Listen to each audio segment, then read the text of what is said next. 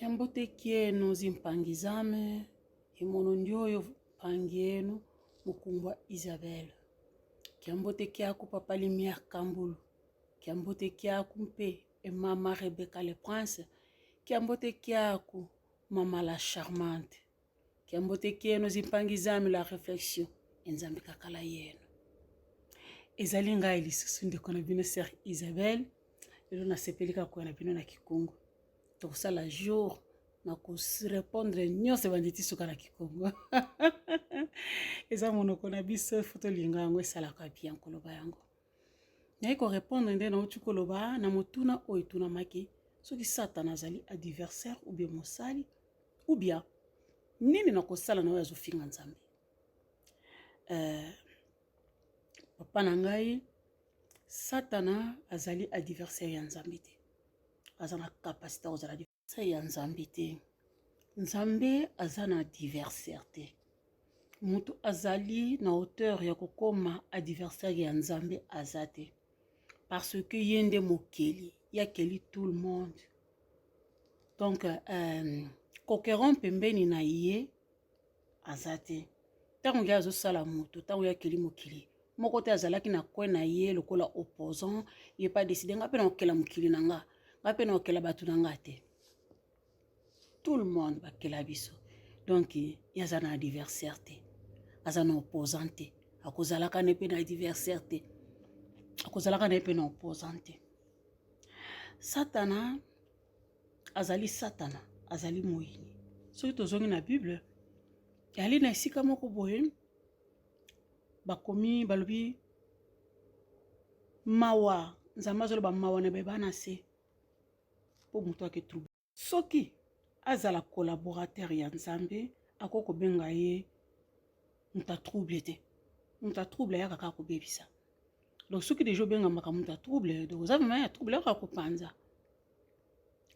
Donc Satana azali ali mosali na Nzambe te. Mais nakoki ko rajouter boy ezali réflexion na ngai.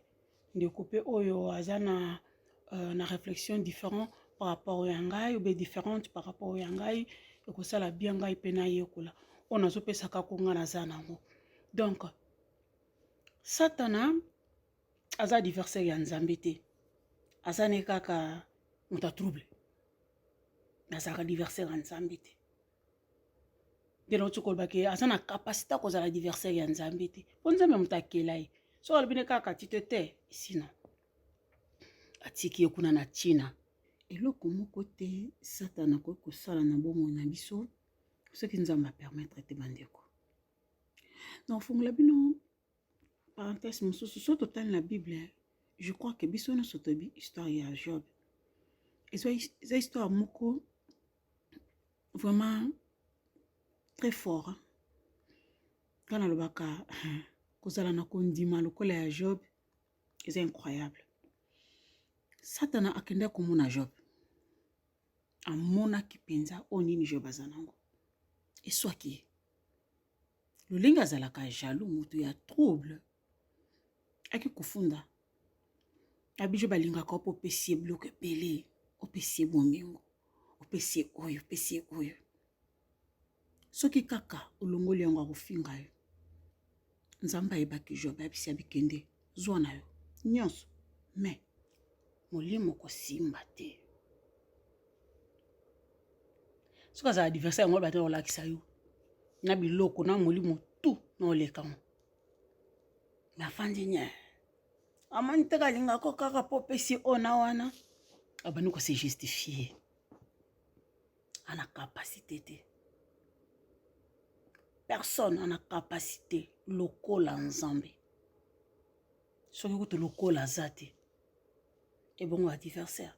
Nani okoko za adversaire Nzambe? Azate.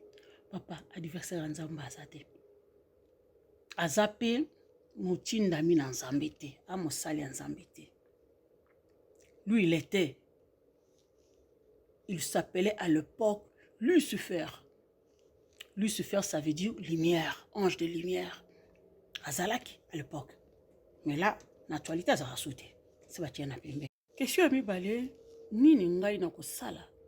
soki nakutani na moto oyo azofinga nzambe na ngai eske nakobeta ye nakofinga ye nakoboma ye mais non ni l'un de l'autre non c'est l'autre un sentiment na iti ngana opekisi poani un sentiment na fois sala posa na ye tolobaka libre arbitre non bon sikoyo ayo moni ke ozali capable ya komema yango memango finga dénigrer na yo sala nyonso isajo sala caricature nde tomonaka basala bacaricature mutu munene makomiki salango me mutu ozosala caricature oyebi ye te nanga na yo tomona te tomonaki kaka ana kati papa kofinga moto à l'aveugle c'est la tristesse totale yo kofinga nzambe yo yebi ye te nonga na kofinga ye parce que nanu namona ye te esengo na oyo amoni te mandimi yo zopema balongola kaka souffle wana oyo papa nafongola parenthèse moko na baye oyo balobaka nzambe aza te nafongoli ka parenthèse mokie oyo balobaka nzambe aza te kende kuta bango so babeli kende kuta bango soki mwana na ye abeli kende kokuta ye soki membre ya famille na abeli ou bien yana quelque chose na finance na ye bandi kende mabe bagenaka des fois te papa likambo na gene libumu na se tika na o papa na obetetela otike Lumière Kaboulo TV, Lumière Kaboulo TV, Lumière Kaboulo TV. Réflexion avec R9, Fabrice R9, Fabrice. Mobali Madeo, Balingaka, moi c'est l'olanga ninyango, nengo salanga yeleki makasi. Kaboulo TV yo, Lumière Kaboulo, réflexion, réflexion.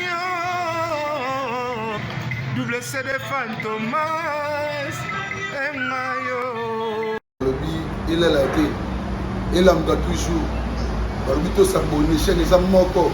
Ça c'est dit ma beaucoup ta nga na s'abonner. Bongo bino. Donc mon yango na YouTube tozawana moko kaka. Réflexion to bandela, réflexion lumière Kambolo. Yangwana ba like ça la biso bien. Tozana simana pour et ça la G. Bongo toujours